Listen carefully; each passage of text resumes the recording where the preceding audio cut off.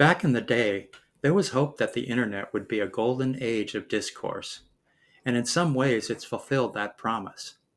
There are normal people with specialized knowledge in cooking, civics, geography, and what have you. They're independent of financial interests, they don't have a political axe to grind, and many have great personalities. They're happy and quirky and emotionally mature, and it's a pleasure to hear them talk about interesting subjects. Who would have guessed it? That regular people would create a forum that puts the media to shame. It is very nice and good. Plus, there are civic minded people, many of whom are a breath of fresh air. They're mostly free of corporate control, their hearts are in the right place, and they try to address real issues. It would be better if they spoke respectfully to the other side, but that's a wet dream. It was also predictable.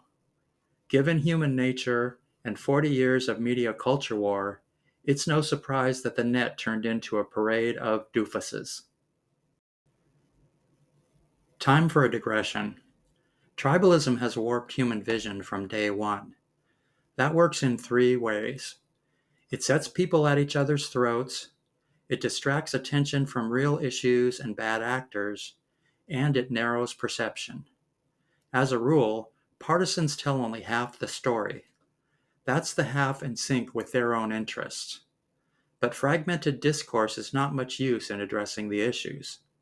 Anger and hatred cloud judgment, and voters fighting among themselves is a distraction from the crimes of the financial elite. For all of these reasons, global finance has shoveled culture war into society like a ditch digger on meth. It marched unopposed onto social media, and dialogue on the net is a fuckwad of conflict and confusion. Digression complete. There are the agents provocateur pitching divide and conquer memes and working like the devil to conceal the issues.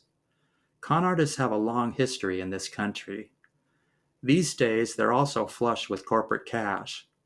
The financial system creates an endless supply and stuffs them into every nook and cranny. They each have their favorite style. Douglas Murray writes in convoluted passages with everything in the passive voice to conceal the actors and events. Sam Harris started his career dividing liberal atheists from liberal Christians. That was a foul treachery. It's also an awesome gift to the financial class. These days, he speaks in a modulated voice about non-issues and media talking points. Needless to say, corporate spokesmen learn very quickly to follow the approved narrative.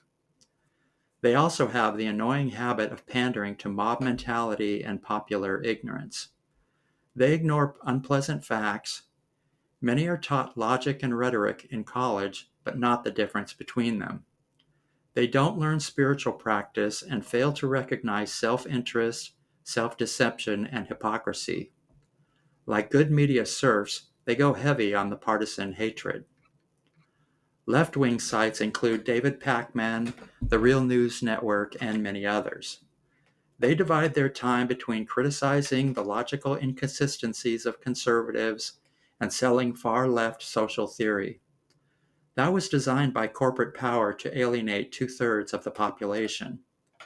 The Majority Report emphasizes name-calling and hardcore devotion to the ideology. That's equal parts of groupthink, gross hypocrisy, and the one-dimensional view. It's also the counterpart to conservative gaslighting. The grift is pretending that this is either the Confederacy or a Soviet gulag. Partisans on the right, like Matt Walsh, Ben Shapiro, and Candace Owens, make outrageous, unproven, and unprovable claims. Because they're so pretty, they get away with everything. They're eager servants of the financial elite, probably because it pays so well. Their job is to lie through their teeth to Republican voters. Both conservatives and the left are easily tricked by corporate scams. The former are more numerous. These days, the latter are placed into positions of power. So both groups are equally dangerous. Moving on, Jordan Peterson specializes in word salad. His act is filled with reversals, qualifiers, and ambiguities. They provide space to backpedal on everything he says. In one video, he was asked, "What do you do when you know things are not going to get better? Do you survive? Do you fight?" Quote, "Well, everything you do in life is a matter of faith. And why would I say that? You know, the atheist materialist types, the skeptics, would say that faith just means that you believe in things that aren't there. That isn't what it means. That's a 13-year-old critique of religion. It means you stake your fate on some set of propositions. Now, the thing isn't that you do stake your fate on some set of propositions because you have to act in spite of your ultimate ignorance." End quote. This goes on and on. There are the usual qualifiers, but the main device is the reversal. After the question, he changed the subject to an abstraction. He changed it 6 more times before I was done, and everything is quoted in ambiguity.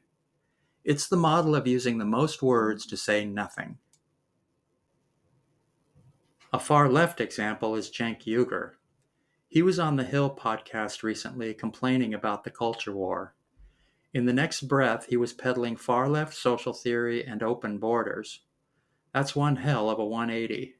Pretending to oppose the culture war, then repeating divisive themes and the globalist scheme to depress wages. What a fucking creep. Of course it passed without comment. Uygur is published in hardcover and has an expensively produced webcast. That's a lot of financial backing, and mainstream interviewers don't call out corporate spokesmen. Both Uygur and Peterson are examples of another rule. Whether left, right, or center, the political stands of celebrities are camouflage for corporate policy. The culture war distorts the thinking even of educated people. For example, Thomas Sowell is an excellent scholar. He's especially good on the strengths and weaknesses of societies and the effects of low culture on different groups. He's also a partisan dingbat. When he's not covering historical events, he's blaming liberals for the kitchen sink. He can only do this by leaving out 2/3 of the info. So liberals pushed black people to the bottom with segregation when Southern blacks moved north in the early 20th century. In the fair and balanced pose, he adds that this wasn't racism, but the reaction of Northerners to Confederate culture. He doesn't mention conservative use of Southern racism to oppress black folk or 50 years of Republican class war. So black oppression is a liberal crime, full stop, and corporate brutality is erased from history. That's one hell of an omission. It's also typical of the college set. Next, we hear about the origin of the left's war on white people. Noam Chomsky says a few words, then the commie Noel Ignatiev. Chomsky, by the way, is the Institute Professor Emeritus at MIT.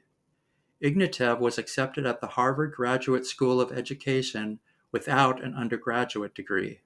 He was then a lecturer at Harvard. Sowell doesn't mention who placed these guys into positions of power. That would be the financial interests that control the universities.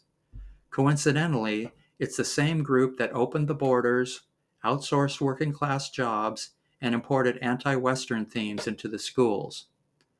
Black oppression in the North and anti-whiteness in the university are not the work of liberals.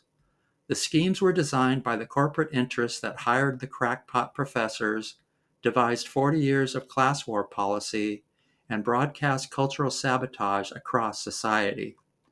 Sowell's talk is tunnel vision on steroids. Finally, there are the liberal sites like Joe Rogan, Breaking Points, and Trigonometry. They include guests from all sides of the political spectrum, and that's a good thing. But they often don't call out the partisan guff, or no one would come on the show. They do frown occasionally, which is a decent compromise.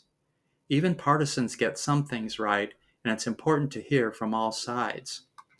The downside is having to waste time on partisan bullshit. That can get very crazy very quickly.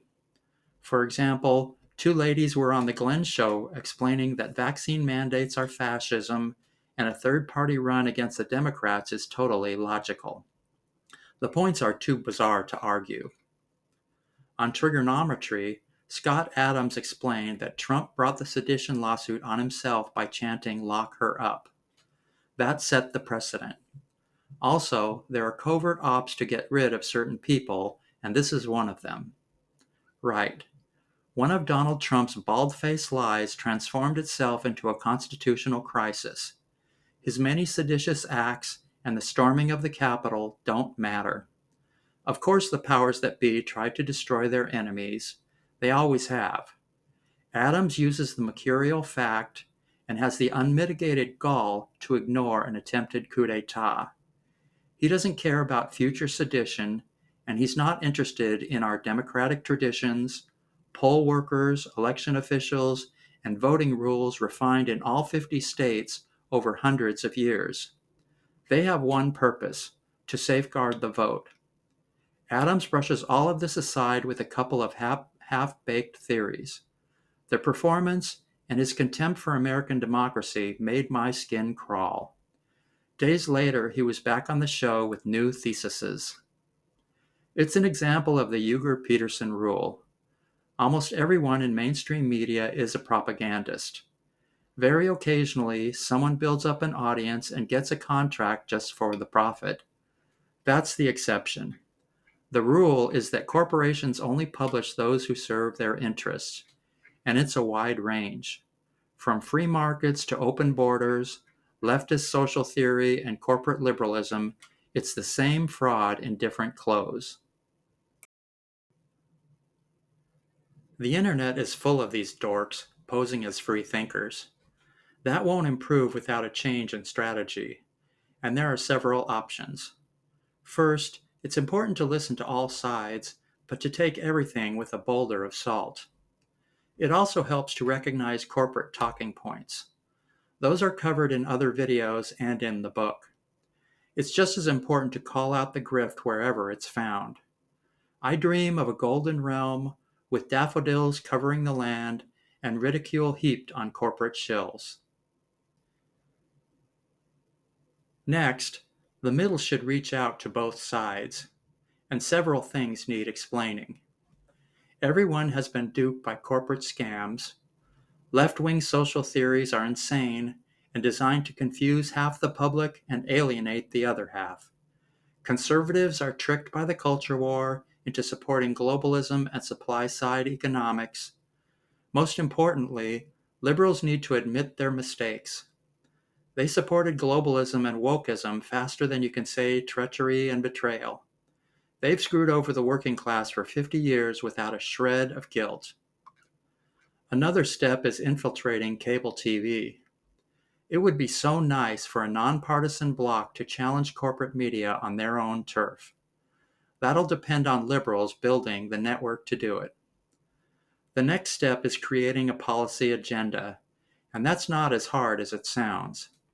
Policy formation is based on facts, logic, and common sense. It's the bizarre practice of judging each issue on its merit. This is in contrast to the public, who are controlled by advertising, culture war propaganda, and mob-fucking mentality. We should learn from both sides. That includes conservative strengths like hard work, personal responsibility, immigration controls, reindustrialization, and good jobs for the working class. Leave out the bigotry and elite profiteering. There also are ideas from liberals and populists: socialized medicine, sustainable industry, welfare promoting intact families, and affirmative action with a dash of meritocracy. They're all explained in the book. Banish the self-righteousness, far-left social theory, and liberal incompetence, and laugh the scam artists off the stage. We all need to kiss and make up. It's the only way to reform social media and to build a coalition strong enough to control the government. Liberals need to admit their mistakes, recognize that they don't have all the answers, and extend the hand of friendship to those asswipe Republicans. A good place to start is on the internet.